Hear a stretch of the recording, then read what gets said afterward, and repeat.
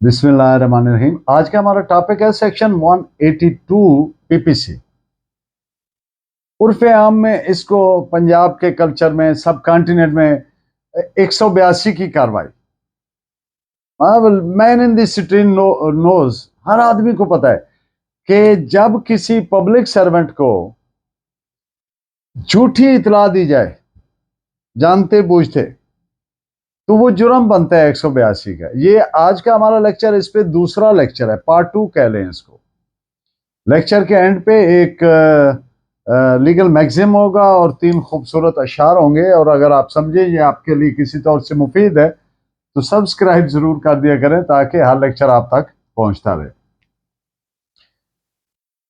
अगर एक शख्स के खिलाफ 182 की कार्रवाई करनी है तो लाजिम है कि उसको शोकाज नोटिस दिया जाए, और अगर वो प्लीड करे कोई काज रीजन, इस वजह से उसने किया, मिस रिप्रेजेंटेशन की वजह से, या जो वट एवर, तो फिर उसका राइट है कि उस बाबत, उस फैक्ट को प्रूव करने के लिए उसको मौका दिया जाना चाहिए एविडेंस लीड करने का।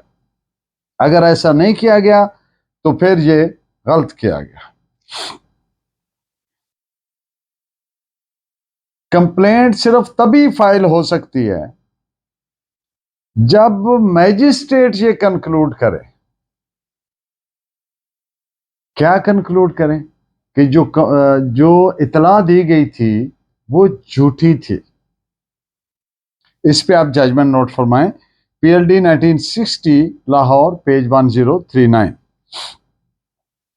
शोकाज नोटिस मैंडेटरी और एक्सप्लेनेशन लेना मैंडेटरी रिक्वायरमेंट ऑफ लॉ है, यानी लाजमी है, कानूनन लाजिम है। अगर मुलजिम को नहीं दिया गया शोकाज नोटिस और एक्सप्लेनेशन का मौका नहीं दिया गया तो फिर उसे कन्विक्शन यानी सजा नहीं दी जा सकती, क्योंकि जरूरी कानूनी रिक्वायरमेंट को पूरा करना लाजिम होता है, वरना जिसके खिलाफ आप कार्रवाई कर रहे हैं उसको उसका बेनिफिट मिलता है। इस पे आप एक पॉइंट जजमेंट नोट फरमाएं। 2005 YLR, पेज 1785। सेक्शन 195 CRPC के तहत लाजिम है कि फॉर्मल तहरीरी कंप्लेंट एरिया मजिस्ट्रेट को फाइल की जाए, और अगर इसको कंप्लाई नहीं किया गया वायरीज ऑफ सेक्शन 195 CRPC को, तो फिर ये इलीगल होगा और लायबल टू बी क्वेश्ड होगा। इस पे आप जजमेंट नोट फरमा लें। और एक बात और भी इस जमन में नोट कर लें कि सेक्शन 195 पर अगर अमल नहीं किया तो अदालत को इख्तियार समाअत ही नहीं, जुरिस्डिक्शन ही नहीं होगी। इस पॉइंट पे भी जजमेंट नोट फरमाएं। PLD 1976 Lahore, page 213, and PLJ 1976 Lahore 264, and 1977 Pakistan criminal law journal, page 445। Complaint कौन फाइल करेगा? Complaint shall be filed through a competent authority, या उसका जो सीनियर ऑफिसर है उसके जरिए, और जो एग्रीव्ड पर्सन है जिसको वो इतला गलत दी गई है वो फाइल करे थ्रू कॉम्पिटेंट अथॉरिटी। अगर इसके मुताबिक नहीं की गई तो फिर वो इनकॉम्पिटेंट कंप्लेंट है, और उसके मुलजिम के खिलाफ इनकॉम्पिटेंट कंप्लेंट पे प्रोसीडिंग नहीं की जा सकती, यानी 182 की कार्रवाई नहीं की जा सकती। इस पे जजमेंट नोट फरमाएं। 2003 Pakistan criminal law journal, page 623। अब एक और केस के फैक्ट्स के, आईजी को इंस्पेक्टर जनरल ऑफ पुलिस को दरखास्त दी गई। उस दरखास्त पे इंक्वायरी करवाई गई। इंक्वायरी के दौरान पता चला कि दरखास्त झूठी थी। अब जो कंप्लेंट फाइल की गई सेक्शन 182 के तहत, वो फाइल की एसपी डिसिप्लिन में डीआईजी से अप्रूव करवा के, तो क्या ये मेंटेनेबल है? The answer is no. Reason complain झूठी इतला दी गई थी आईजी को। आईजी चाहे तो अपने सीनियर ऑफिसर से करवा ले, जो भी उसके ऊपर सीनियर है, चाहे वो होम सेक्रेटरी से करवाए या वट जो भी सीनियर है, या खुद फाइल करे। जिसके जरिए करवा रहा है वो तो इसका मातहत है, कानून की ये रिक्वायरमेंट है कि उसका सीनियर करे, जिसके वो आदमी जिसके वो सबॉर्डिनेट है, यानी उसका सीनियर। तो इस केस में हाई कोर्ट ने क्वेश कर दिया, कलअदम कर दिया कार्रवाई को कि ये इलीगल है। This is reported as 2002 Pakistan criminal law journal 366। Area magistrate, इलाका मैजिस्ट्रेट जब तक मुलजिम को डिस्चार्ज नहीं करता, पुलिस सेक्शन 182 के तहत कार्रवाई प्रोसीड कर ही नहीं सकती, शुरू ही नहीं कर सकती। मुलजिम ने अगर झूठी दरखास्त दी थी या पर्चा करवाया था जो दौरान तफ्तीश साबित हो गया कि झूठ था, आप जानते हैं कि तमाम पुलिस स्टेशंस के ऊपर सुपरवाइजरी जुरिस्डिक्शन होती है एरिया मैजिस्ट्रेट की। तो जब तक एरिया मैजिस्ट्रेट उसको डिस्चार्ज नहीं करेगा तो पुलिस नहीं कर सकती प्रोसीडिंग इनिशिएट। ये जो सुपरवाइजरी जुरिस्डिक्शन की पावर्स हैं एरिया मैजिस्ट्रेट की, इनको सेट असाइड नहीं कर सकती पुलिस इस तरह की कार्रवाई करने के लिए। This is reported as 2000 Pakistan YLR page 376। अब SHO को दरखास्त दी गई, दरखास्त झूठी साबित हुई। एरिया मैजिस्ट्रेट ने डायरेक्शन दी SHO को कि इसके खिलाफ 182 के तहत प्रोसीड करे। SHO ने इनकार किया, मामला हाई कोर्ट में गया। हाई कोर्ट ने करार दिया कि ये SHO या कोई भी पब्लिक सर्वेंट जिसको झूठी इतला दी गई है उसका प्रीरोगेटिव है, उसका इस्तेकाक है। उसको हाई कोर्ट भी कॉन्स्टिट्यूशनल जुरिस्डिक्शन में डायरेक्शन नहीं दे सकती उस पब्लिक सर्वेंट को जिसको झूठी दरखास्त दी गई है कि वो 182 की कार्रवाई करे, चाहे वो SHO है, चाहे वो डिप्टी कमिश्नर है, चाहे वो IG है, हुएवर ही इज। तो डायरेक्शन उसको नहीं दी जा सकती। इस पे 2 जजमेंट्स आप नोट फरमाएं। 2004 Pakistan criminal law journal page 256 and PLD 2002 Lahore page 182। Magistrate अगर सेक्शन 169 CRPC के तहत डिस्चार्ज कर दे मुलजिम को, तो याद रखिए ये जो 169 के तहत डिस्चार्ज की है मुलजिम की, ये मैज एडमिनिस्ट्रेटिव इन नेचर है, इंतजामी नौयत की है, और ये कतन एक्विटल के इक्विवेलेंट नहीं है, हम पल्ला नहीं है, इसको एक्विटल नहीं कहा जा सकता। ये मैज एडमिनिस्ट्रेटिव नौयत का ऑर्डर है, और जो इंतजामी हुक्म होता है उसको रिकॉल भी किया जा सकता है। तो इस पे आप जजमेंट नोट फरमाएं। 2004 Pakistan criminal law journal page 117। किसी बंदे के खिलाफ महज इस वजह से, सिर्फ इस वजह से मलिशियस प्रोसिक्यूशन यानी हद के इज्जत और वो हरजाने वगैरह का दावा नहीं किया जा सकता कि जनाब इसने मेरे खिलाफ ये झूठी कार्रवाई की थी, दरखास्त दी थी, दरखास्त झूठी साबित हो गई, तो लिहाजा मलिशियस प्रोसिक्यूशन। हाँ, इसका वन ऑफ द एलिमेंट जरूर ये हो सकता है, क्योंकि आप जानते हैं कि मलिशियस प्रोसिक्यूशन यानी हद के इज्जत हरजाना वगैरह का दावा करने के लिए, मैं बाय द वे अर्ज कर दूं 4-5 जो जरूरी चीजें चाहिए होती हैं। नंबर 1 कि मुद्दई के खिलाफ जो डिफेंडेंट है उसने प्रोसिक्यूशन की, दरखास्तबाजी या कार्रवाई की या FIR या इन्वेस्टिगेशन हुई, जिस लेवल तक भी हुई, और प्रोसिक्यूशन मुद्दई के हक में खत्म हुई। नंबर 2। नंबर 3, डिफेंडेंट ने बगैर किसी माकूल वजह या दलील के ये एक्ट किया था, प्रोसिक्यूशन करने वाला। और नंबर 4, डिफेंडेंट ने बदनीति की वजह से प्रोसिक्यूशन की थी। वो जो प्रोसिक्यूशन करने की वजह को बोनाफाइड नहीं थी, बल्कि that was rooted in malice and mala fide, बदनीति की वजह से। एंड नंबर 5, डिफेंडेंट के मुकदमा की कार्रवाइयों की वजह से वो जो गलत प्रोसिक्यूशन की कार्रवाई हैं, तो मुद्दई की लिबर्टी जो है, आज़ादी, वो मुतासिर हुई, अफेक्ट हुई। ना सिर्फ लिबर्टी मुतासिर हुई बल्कि शोहरत भी मुतासिर हुई। और आखिरी बात नंबर 6 कह ले, मुद्दई को इस गलत प्रोसिक्यूशन की वजह से नुकसान उठाना पड़ा। अब इस नुकसान में मॉनेटरी लॉस भी हो सकता है, फिजिकल लॉस भी हो सकता है, मेंटल टॉर्चर भी हो सकता है, लॉस इन बिजनेस भी हो सकता है, लॉस इन हेल्थ भी हो सकता है, वगैरह वगैरह। तो उन सारों को कैलकुलेट किया जा सकता है। तो ये 6 जो बातें मैंने अर्ज की, ये कोई भी मलिशियस प्रोसिक्यूशन, हद के इज्जत अर्जाना का दावा को प्रूव करने के लिए मुद्दई पर लाजिम होती हैं। सिर्फ ये काफी नहीं कि दरखास्त दी, दरखास्त झूठी साबित हो गई या मुद्दई के खिलाफ 182 की कार्रवाई हो गई तो लिहाजा मलिशियस प्रोसिक्यूशन में आ गए। वो एक इसका स्पोर्टिव, कोलेटरली स्पोर्टिव एक एलिमेंट हो सकता है, but not exclusively that can be filed on the sole that very basis. इस पे आप 2-3 केस लॉ भी नोट फरमा लें। PLD 1990 supreme court page 28, 1999 SCMR page 700, AIR 1926 PC 46।